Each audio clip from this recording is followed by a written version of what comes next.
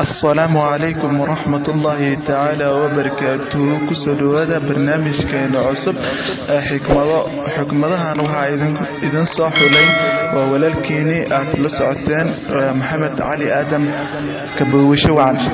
حكمة الكوات أيا وحي لادهي وحكستا ومعقول وهديئات آمسانتهي macalinkaaga kugu wanaagsan waa qaladkaaga ugu dambeeyay.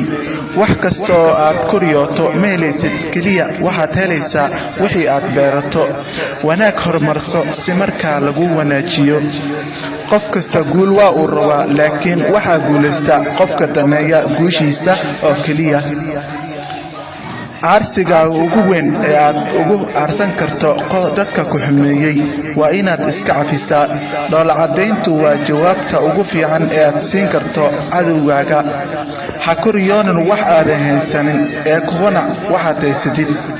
indhahaagu waxaad ku arki kartaa wax ka horeeya oo kaliya, laakiin maskaxdaada wax kasta ayaad ku aragtaa. jacaylka dhabta ah marnaba ma dhammaado. maalin kasta waa fursad si aad noloshaada wax ugu bedesho.